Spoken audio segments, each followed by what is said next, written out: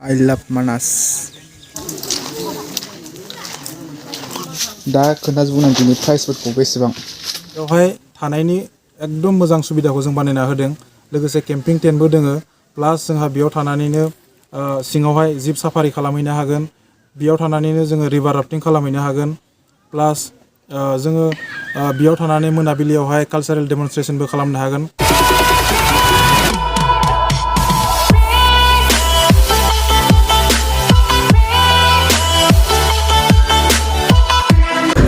So hello everyone, welcome back to my YouTube channel Bidin Moto Vlogs. I hope all are doing well. So लोगोफोर दिनैनि गोदान video नोंथांमोनखौ बयखौबो आंनि गोसो गोरबोनिफ्राय बरायहरनाय थाबाय आसा खालामो नोंथांमोना गासैबो मोजाङै दं So लोगोफोर दायो जोङो थांगासिनो बिजिनि फानबारिनि बादारि इक' केम्पआव दिनै ओपनिं जागोन बियो 12 डिसेम्बराव So दायो नोंथांमोना भिडिअखौ नायलांबाय थाबानो जाबाय जोबजासिम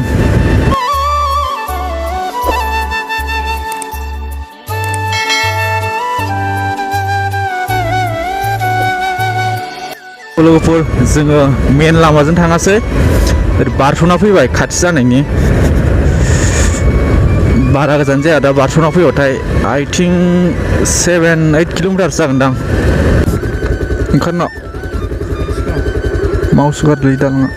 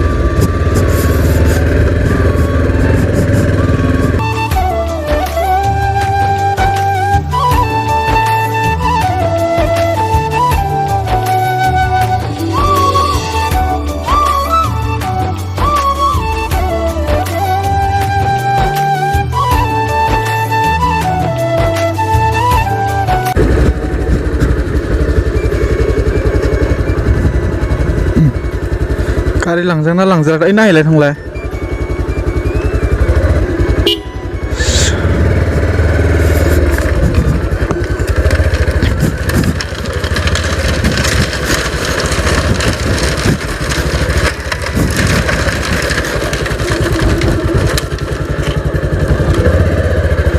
बबेजों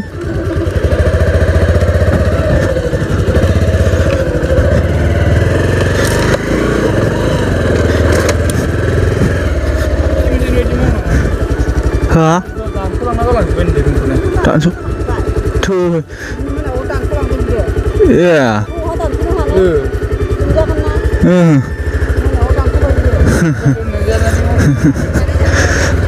So guys दालांखौनो सोरबा दानस'लाबायना गालांजोब्बाय जाहैदों दिनै मोनायाव So दायो जों मोनफैबाय नै बादारि इक' केम्पखौ नै बेनो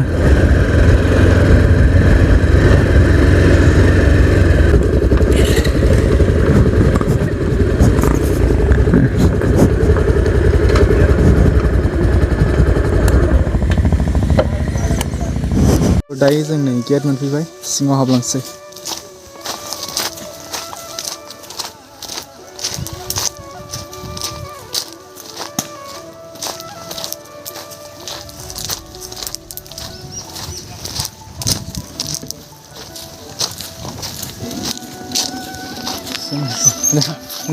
नायदों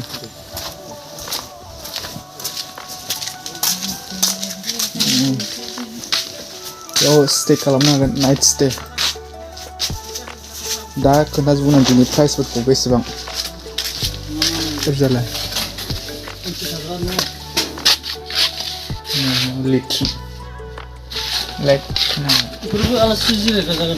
स्टे खालामग्रा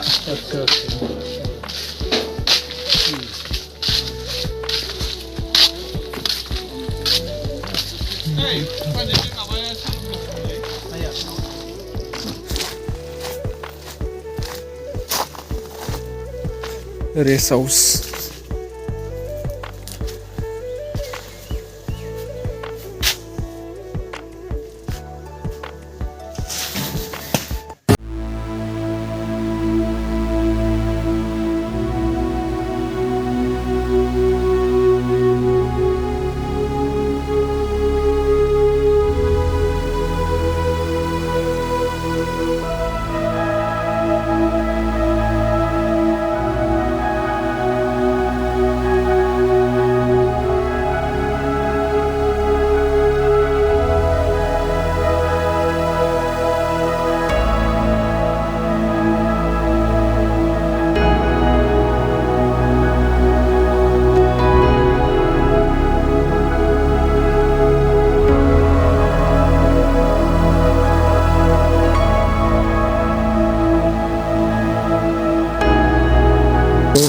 जिरायग्रा होननाय दं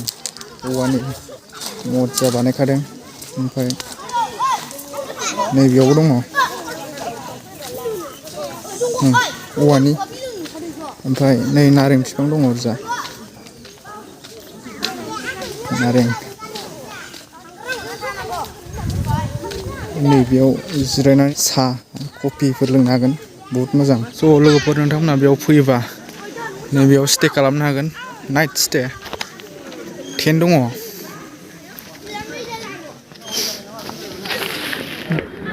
1000 नो बियो हरसेयाव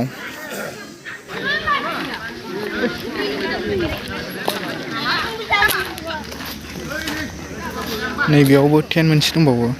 मोनथाम टेन्टआ गासै बेयावबो मोनसे दंबावो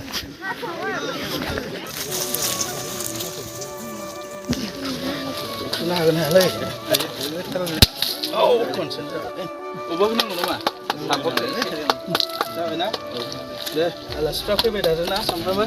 लाखिलायनो हायो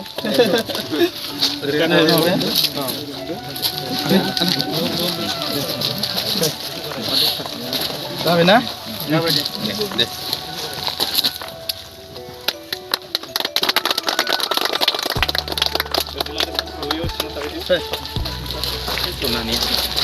जोङो दिनैहाय मानासाव फानबारि रेन्जनि आन्दारावहाय बादारि इक' टुरिजिम लज सिगां बयनिख्रुइबो जों बेयावहाय बेखौ लुफुंनानै दिनै बेखेवनो हानायनि थाखाय बिराद गोजोननाय मोन्दों जिहेतु फानबारियावहाय गोबां टुरिस्टफ्रा फैनानै माने बेरायनो फैब्लाबो थानायनि खाबु गैया जानायनि खाबु गैया आलाय सिलाय जानानै थानांगौ जायोमोन दा नैबे बिथिंखौ नोजोर होनानै फानबारियाव जिहेतु मानासा मोनसे अंग हिसाबै बेयावहाय साफ्रोमबो माने टुरिस्टफ्रा बेरायनो फैनायजों लोगोसे नैबे सुबिदाफोरखौ लानो हायो बेखौ नोजोर बोनानै जों बे दिनै बादारि इक' टुरिजिम कटेज बा लज बेखौ जों बेखेवबाय दा बेयावहाय थानायनि एकदम मोजां सुबिदाखौ जों बानायना होदों लोगोसे केम्पिं टेन्टबो दोङो प्लास जोंहा बेयाव थानानैनो सिङावहाय जिप साफारि खालामहैनो हागोन बेयाव थानानैनो जोङो रिभार राफ्टिं खालामहैनो हागोन प्लास जोङो बेयाव थानानै मोनाबिलियावहाय कालचारेल डेमनस्ट्रेसनबो खालामनो हागोन प्लास जोङो बेयावनो थानानै जोंनि साखाथि फाखाथि फानबारिया जिहेतु एग्रिकालचार बिथिङावबो गोबां डेभेलप जोङो एग्रिकालचार पार्सपेक्टिभावबो एग्रिकालचार टुरिजिमखौबो जों एक्सप्लर खालामनो हागोन प्लास जोङो बर' माहारि बा फारफ्रोमबो माने फानबारिनि साराउन्डिं जोङो गोबां रोखोमनि माने रिलिजियास पार्सपेक्टिभाव फानबारि कालि मन्दिराव फैयोबा बेयाव थाफैनो हागोन बेखौबो नायनो हागोन बा गुबुन माखासे रिलिजियास आरो स्पिरिचुवेल पार्सपेक्टिभावबो जों टुरिजिमखौ एक्सप्लर खालामनो हागोन दा नैबे सुबिदाखौ जोङो टुरिस्टफोरनि थाखाय बानायना होनो हानायनि थाखाय गोबां गोजोननाय मोन्दों आरो टुरिस्टफ्रा लुबैयो नैबे बुस्थुखौ जोङो माने नैबे जाग्राफोरखौ जों एरेन्ज खालामनानै होनायनि बिथांखि लादों दा जानाय थानायनि थाखाय खुनु सिन्था खालामनांगौ गैया गासैबो रोखोमनि एरेन्जमेन्टखौ जों खालामनानै होगोन आरो